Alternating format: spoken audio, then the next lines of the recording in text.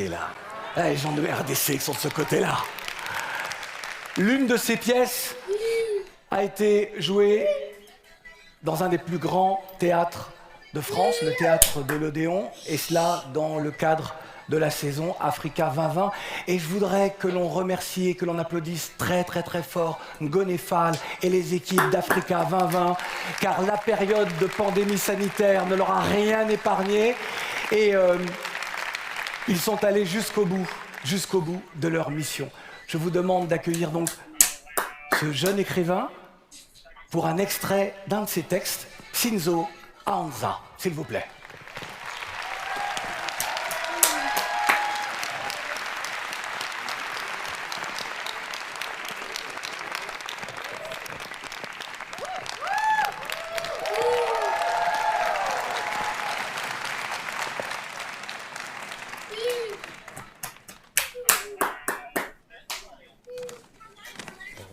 Monsieur le Président, cher Achille, Mesdames et Messieurs, le texte que je vais vous lire est un bout d'un ensemble qui porte sur les amours dans le Kivu en guerre. Le Kivu, c'est la région du Congo d'où je viens.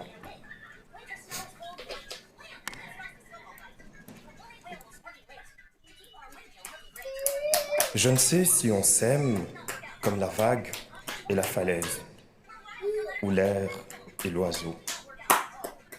Je ne sais si nos regards ont foudroyé à l'unisson l'innocence de nos cœurs, si le zèle de tes cheveux déployés nettoie les convenances autour de nous, si le jeu de nos rires dévoyés effraie les oiseaux dans les arbres. On est si fou, si seul, si perdu, si loin. Tu ne sais si on s'aime comme le sang et le vin, si nos bras sont des ailes, des barricades ou des ponts. Tu ne sais si la rumeur du vent est une lointaine métaphore. On vivra peut-être encore, on fera danser la lune dans nos mains. On sera vivant, on enfermera le ciel dans nos regards et tous les vents dans nos soupirs. On sera le tumulte d'un ouragan et je te ferai l'amour à l'envers de nos rires, de nos cris d'épouvante et du frémissement éphémère de nos corps tombés dans le sang, la poussière et l'amas des douilles. Ici, les histoires d'amour n'ont pas de commencement. Les miroirs de la vie sont des yeux qui ne vous regardent pas et les routes sont des serpents. Je vous remercie. Sinzo Ahanza. Alors, restez encore un peu au pupitre. Que dit ce texte de l'Afrique d'aujourd'hui ? Je pense que ce texte dit de l'Afrique d'aujourd'hui que malgré tout le vacarme qu'on entend de là-bas, malgré toute la négativité dans l'actualité sur le continent, il y a de la vie. Il y a des gens, des personnes qui vivent, des personnes qui aiment, des personnes qui rêvent et des personnes qui réalisent, qui vivent leur vie, qui la tiennent. Avant que vous ne nous quittiez, mais vous allez revenir tout à l'heure, sa pièce jouée au théâtre de l'Odéon à Paris, que la volonté soit kin, c'est le titre, hein ? Que ta volonté soit kin. Exactement. Qu'est-ce que ça fait ? Parce que moi, je connais beaucoup d'auteurs, de metteurs en scène français. Le théâtre de l'Odéon, c'est le rêve d'une vie. Et là, ça a été une réalité pour vous, Sinzo ? Oui, c'était assez particulier et pour ça, je remercie justement le président de la République d'avoir initié ce projet, donc Africa 2020, et puis Ngoné Fall pour sa superbe programmation, Aristide Tarnagda qui a créé cette pièce au Burkina Faso et toute l'équipe autour de lui. Et évidemment, c'était une très très belle aventure. Je sens que Sinzo me dit « Laisse-moi partir, laisse-moi partir, laisse-moi partir ». Applaudissez-le très fort, s'il vous plaît. Sinzo Ahanza. Allez, j'appelle maintenant, justement, dans cette belle équipe, c'est vraiment une fraternité, ces 11 jeunes, les travaux qui furent les leurs, l'exceptionnelle volonté de changer les choses. Je voudrais appeler Adam Dicot, Lova Rinel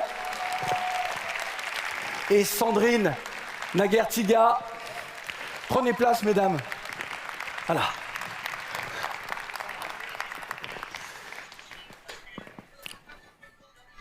Asseyez-vous. Merci infiniment d'être là. C'est vrai que Cinzo est très timide, hein. Il est toujours comme ça. Prenez vos micros, que l'on vous entende. Il est très timide, hein, Cinzo. Léger. Oui? Léger. Bon. Lova Rinel, femme engagée dans tous les combats pour la citoyenneté, ancienne également, conseillère diplomatique et politique d'un président de l'Assemblée nationale de Madagascar, d'un président de la République de Madagascar, Africa et ses diasporas, c'est tout votre combat? Ouais. Merci. T'as oublié de dire l'essentiel. Je suis française et malgache. C'est vrai. Alors, il y a beaucoup de choses à dire aujourd'hui. Je vais me concentrer sur les raisons qui m'amènent. Et je pense que ce sont celles qui amènent mes amis ici. C'est l'engagement. Je crois qu'on ne peut pas s'inscrire dans une volonté de changer cette relation si on ne s'engage pas. Ça demande à chacun des sacrifices, mais aussi des renoncements.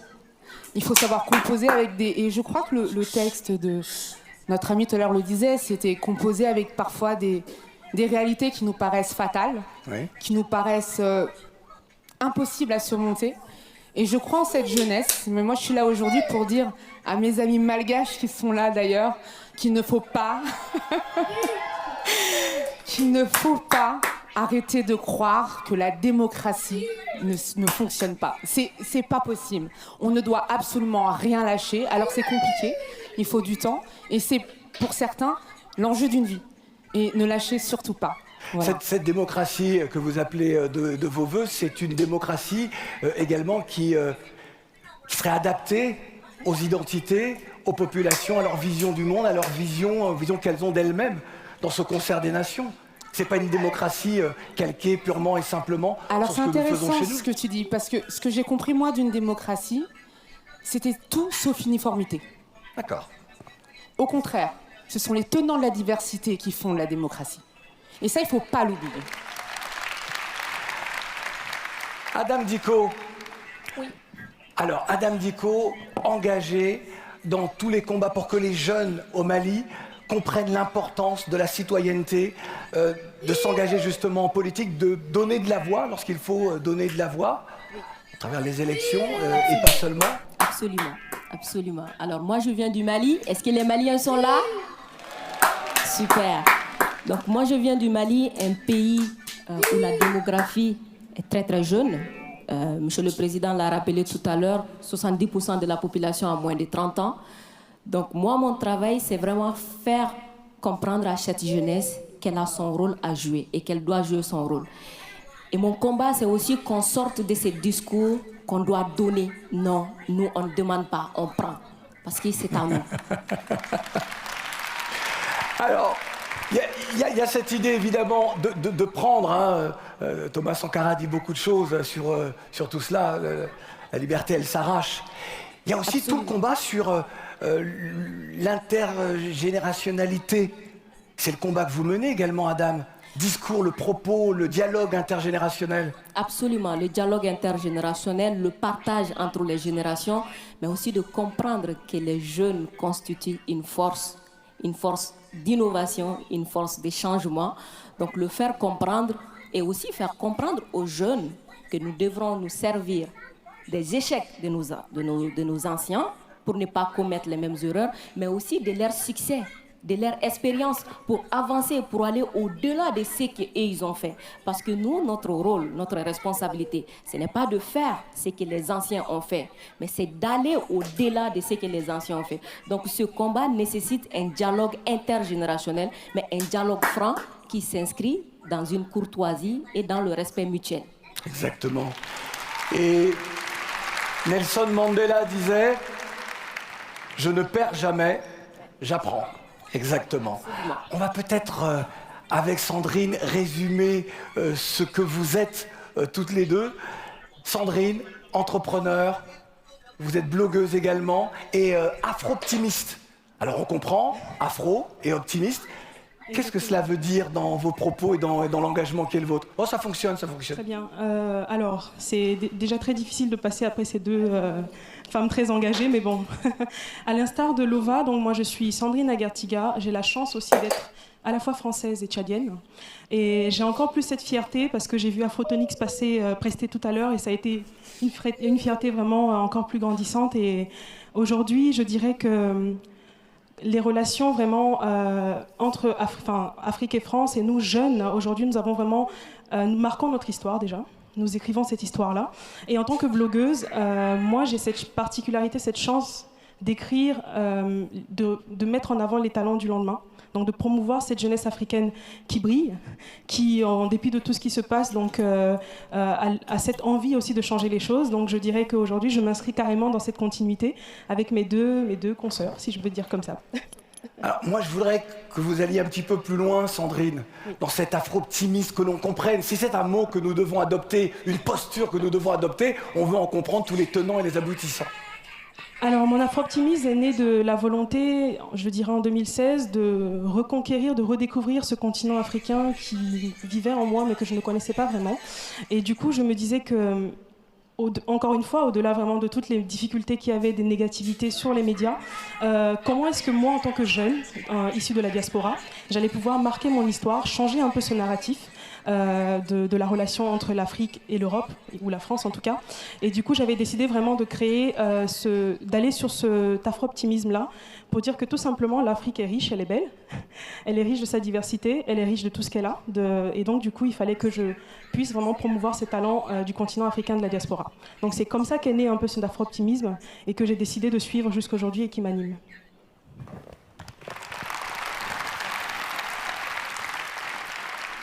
Je vous pose la question à toutes les trois, mais je voudrais qu'Adam Dicko peut-être commence à répondre. Qu'attendez-vous de ce nouveau sommet Afrique-France? Oula. Alors, ce que nous attendons de ce... Moi, personnellement, ce que j'attends... Donc vous êtes actrice quand même, hein, et même moteur. Oui, je peux dire. C'est avec fierté que j'accepte d'y participer et aussi de faire partie de ceux-là qui ont conduit tout ce processus-là. Ce que moi j'attends personnellement de ce nouveau sommet, c'est que ça soit le début de quelque chose de nouveau.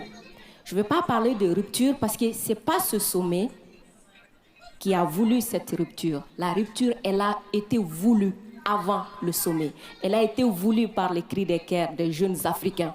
Donc ne pas faire croire que la rupture est voulue ici à Montpellier. La rupture a été voulue.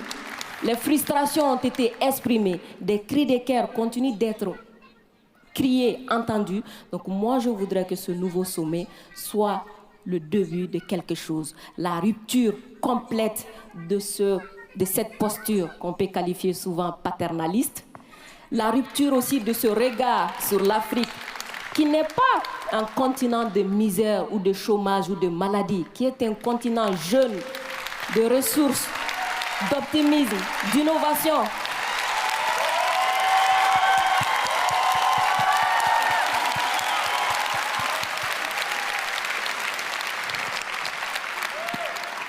C'est ça.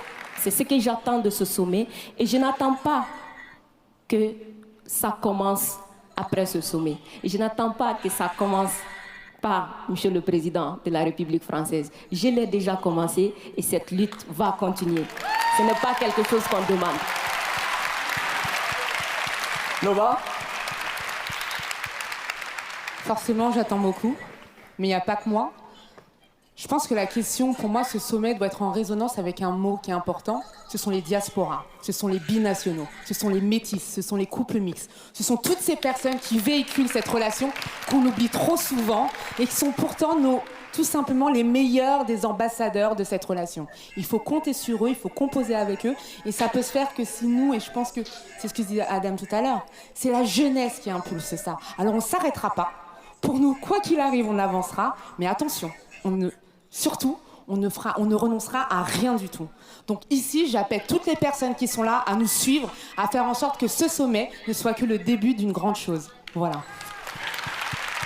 Comme disent les membres d'un groupe togolais très connu, Toufan, ce n'est que le début du commencement. Avez-vous le sentiment, je pense que certaines et certains ici, peut-être le ressentent de cette façon-là, avez-vous le sentiment de vivre un moment historique?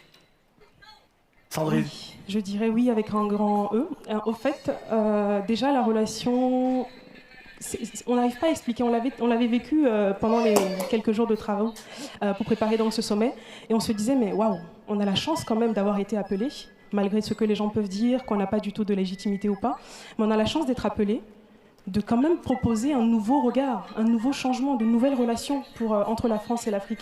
Et c'est quelque chose d'assez incroyable parce que des gens pensaient que, pour certains, qu'on remplaçait nos chefs d'État. Qu'on les représente. Alors que pas du tout. C'est vraiment une nouvelle vague des jeunes issus de diversité, de différents domaines qui ont envie vraiment, encore une fois, de porter une voix commune vers une vision commune. Donc du coup, c'est quelque chose d'extraordinaire. Et là, on est en train de marquer notre histoire. Merci Sandrine. Merci Sandrine de rappeler que ce sommet n'est pas un sommet contre des chefs d'État, contre des responsables politiques, mais bien un sommet qui donne la parole à celles et ceux qui font le continent aujourd'hui. Ce n'est pas un sommet des opposants politiques, mais bien le sommet des jeunes d'Afrique et des diasporas, comme le disait très justement Lova à l'instant. Ça a été facile pour vous, puisque tout à l'heure Sandrine parlait de légitimité. Qu'est-ce qu'être légitime ? Lorsqu'on est dans l'action, on est forcément légitime. On a le droit de parler, on a le droit de s'exprimer, on a le droit d'agir. Avez-vous senti, vous, que certains vous faisaient obstacle à ça, ou n'acceptaient pas votre présence ici? Sandrine, vous voudrez peut-être ajouter quelque chose? Pas plus tard que ce matin, on en discutait avec Adam. On avait des réactions sur les réseaux sociaux de jeunes qui disaient que soit on avait reçu de l'argent pour participer à ce sommet, ou on n'était juste pas représentatif donc, de ces jeunes-là. J'ai envie de dire que nous, on n'est pas là pour représenter les jeunes. Ce sont nos pères, ce sont à nos pères, donc les jeunes, de décider pour qui les représenter. Nous, on est légitimes parce qu'on vit en tant que jeunes, que ce soit à la diaspora ou sur le continent africain, et on a le droit de s'exprimer. On a le droit de dire les choses qui ne vont pas. On a le droit de vouloir quelque chose de nouveau. Donc je pense que oui, on a une légitimité à être et il faut assumer. Moi, c'est juste ça que je peux dire. Je vais lire votre blog. Merci. Je vais vraiment lire votre blog. Je suis afro-optimiste désormais. Super. Adam. Alors, moi, je voudrais bien revenir sur si c'est un moment historique, car pour moi, ça l'est. Vous savez, quand j'étais à l'école, au premier cycle, il y a eu un sommet Afrique-France à Bamako, et on nous a fait sortir de notre école, nous amener à l'aéroport pour aller applaudir. C'était quand? Je ne sais pas si c'était en 2007 ou quand, mais je crois que je devrais avoir... J'étais très jeune, j'étais un enfant, on ne savait pas ce qui se passe, on vient, on applaudit. Donc à l'époque, c'était un sommet France-Afrique. Les choses ont changé. J'aime plus l'expression Afrique-France. Oui, non, mais voilà, c'est pour dire que les choses ont changé. Il faut bien le rappeler. Aujourd'hui, c'est Afrique-France. Ok, d'accord, mais en tout cas, c'est historique parce que moi, petite fille qui était au bord du goudron en train d'applaudir, je ne sais même pas qui était le chef d'État, qu'est-ce qui s'est passé, me retrouve aujourd'hui en face du président français pour lui dire ce qui ne va pas. Oui, c'est historique. C'est historique, il faut le dire, il faut l'assumer. Il faut l'assumer. Et par rapport à la légitimité, oui, nous avons cette légitimité. Nous avons cette légitimité parce que nous sommes des jeunes de ce continent. Nous avons la légitimité parce que nous savons ce qui ne va pas. Nous avons la légitimité parce que nous sommes surtout victimes de cette relation. Et aujourd'hui, nous devrons être des acteurs de cette relation. Donc oui, nous avons la légitimité et nous allons porter la voix. Lova, pour clore cet instant avec vous. Moi, je suis émue par ce qu'elle dit. Oui, nous sommes tous émus. Sur la partie historique, je vais rebondir sur ce qu'elle a dit. Moi, c'est de l'autre côté. Moi, j'ai grandi, je suis née dans une banlieue française du 94. Je suis une fille qu'on appelle de cité. Donc moi, j'ai vu l'Afrique autrement. Je l'ai vu d'abord par mon père, qui m'a raconté que jusqu'à ses 17 ans, il était indigène. Et je l'ai vu aussi me dire à quel point j'avais la chance d'être française. Donc j'ai dû composer avec ça. Et puis, aujourd'hui, avec toute cette articulation, aller à Madagascar, pour moi, c'est un rite initiatique. J'ai découvert ce que c'était l'appel du sang, l'appel de la terre. Revenir en France, c'est exactement pareil. Parce que ce qu'il ne faut pas oublier, c'est que pour toutes les personnes qui ont ces deux altérités, c'est un tout. À chaque fois que la France saigne, nous aussi on pleure. À chaque fois que l'Afrique saigne, nous aussi on pleure. Et fondamentalement, je pense qu'on est tous venus ici pour poser nos tripes sur la table. Elle est là, notre légitimité. On pose tout, on donne tout, quitte à prendre le risque peut-être de bousculer un certain protocole, mais ça se fera toujours dans le but de tendre la main, parce qu'on a une revanche à prendre sur l'histoire. Il est hors de question que je m'arrête en disant c'est l'histoire de la colonisation, c'est l'histoire de la traite négrière, c'est l'histoire de la France-Afrique. Ce n'est pas ça l'avenir, et moi je suis là ici pour dire que tout se passe demain, mais c'est aujourd'hui qu'on construit. Voilà. Merci infiniment. Lova, Adam et Sandrine, vous restez avec nous.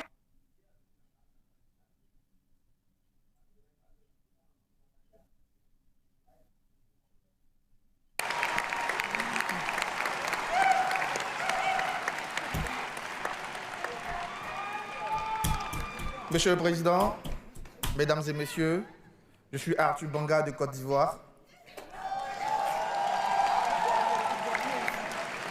Et Monsieur le Président, l'équipe m'a chargé de vous présenter la vision que nous voulons pour 2030. Quelle relation entre l'Afrique et la France à 2030? Monsieur le Président, un futur souhaitable est possible. Imaginons un instant que nous sommes en 2030 et qu'en 2030, la France a assumé son histoire dans la relation Afrique-France. Dès 2023, la France est enfin sortie du déni. Elle a reconnu sa responsabilité sans tomber dans le piège de la recherche de la pureté. Monsieur le Président, le travail de mémoire de l'esclavage et de la colonisation est enfin permis. Les œuvres restituées sans argument normatif de conservation du patrimoine public, ces œuvres-là participent de cette réparation, Monsieur le Président. Elles nourrissent cette nouvelle relation parce qu'elles circulent dans et hors de nos musées en Afrique comme en France. Monsieur le Président, cette reconnaissance permet ainsi de créer une collaboration plus apaisée, constructive entre nos peuples, mais plus important, entre nos jeunesses. Monsieur le Président, à la fin de la décennie, la relation Afrique-France est équilibrée. Elle est équilibrée car les imaginaires ont évolué, entraînant de vrais changements relationnels. Ils ont d'abord évolué avec le vocabulaire. L'attention toute particulière portée par la France aux éléments de langage et à la posture pour sortir du rabaissement, conscient ou inconscient, ont permis en 10 ans de changer les choses, les mots et les actes de la relation. Monsieur le Président, on ne parlera plus d'aide ou de développement, mais de partenariat et de co-construction.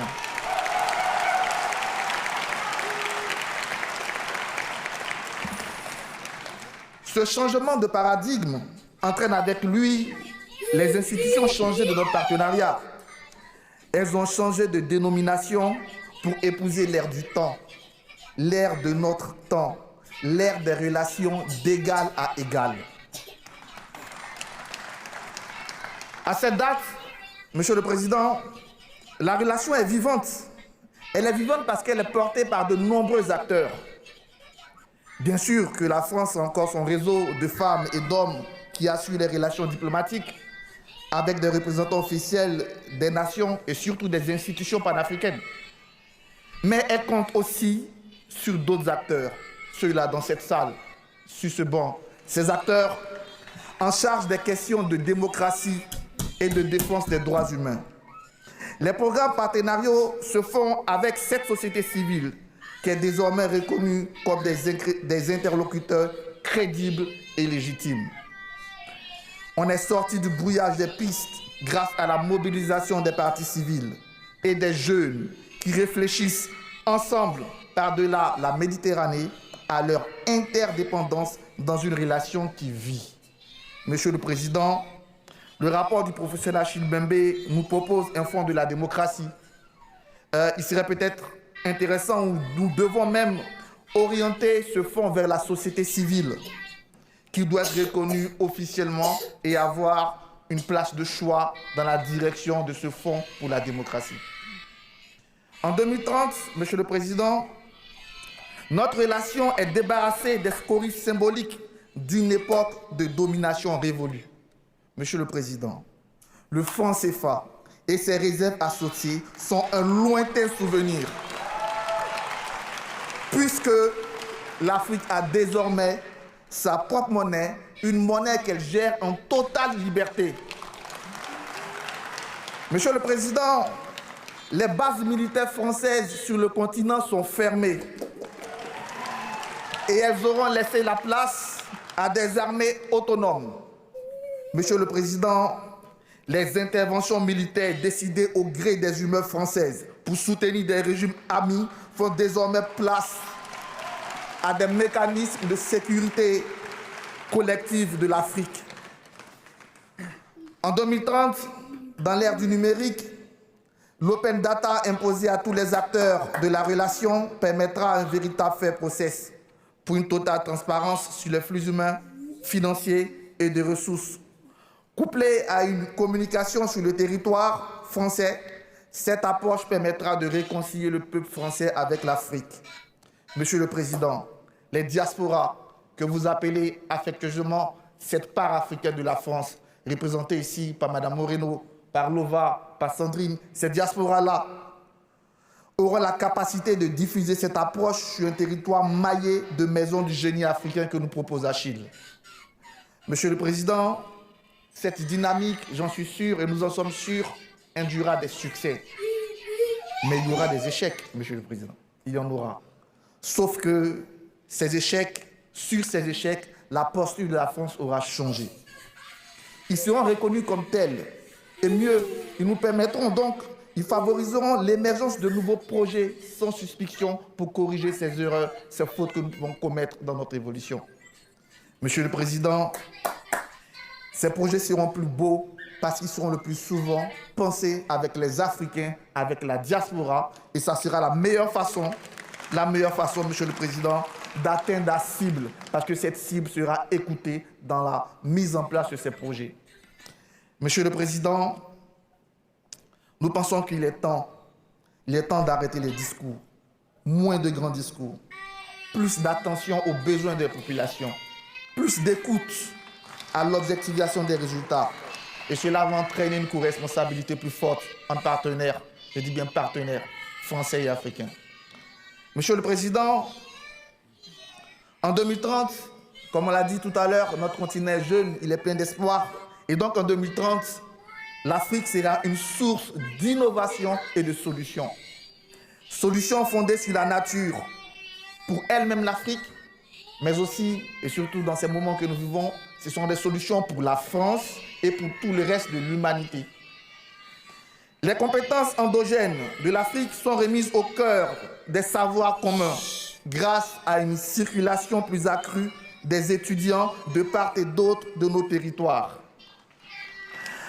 À l'équivalent, on revient encore aux propositions d'Achille, à l'équivalent d'un programme Erasmus africain, à des campus multidisciplinaires et multiculturels accueillant des étudiants d'Afrique et de France, à des partenariats de recherche équilibrés, favorisant la montée en puissance de centres de recherche sur le continent.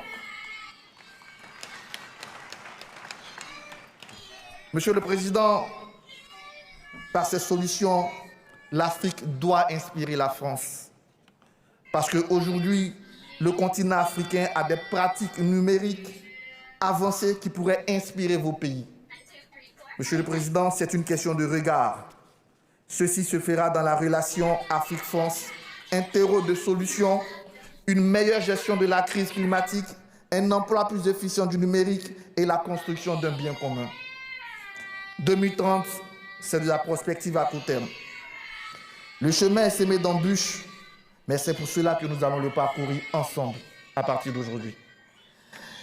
Cette lecture prospective que l'équipe vous propose, mêlée aux propositions d'Achille, Monsieur le Président, doivent constituer, et nous le revendiquons, doivent constituer la feuille de route pour ces 10 prochaines années dans les relations entre la France, entre l'Afrique et la France.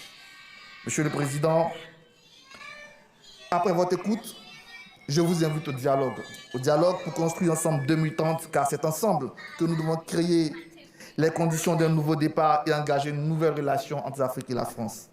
Monsieur le Président, cessons les palabres, cessons les leçons de philosophie, soyons concrets.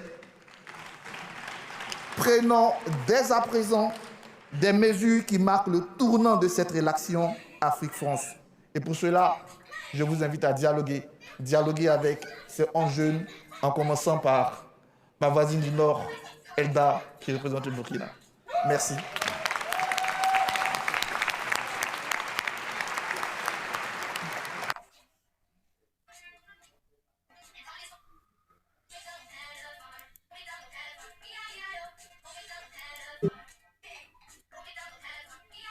Débat, que cette plénière prenne toute sa place. Je vous demande, s'il vous plaît, de respecter les mesures sanitaires et de mettre vos masques, vos cache-nez, comme on dit sur le continent. Merci infiniment de respecter cela avant que nous commencions. Sinon... Bonjour, Madame l'ambassadrice, vous allez bien? Merci beaucoup.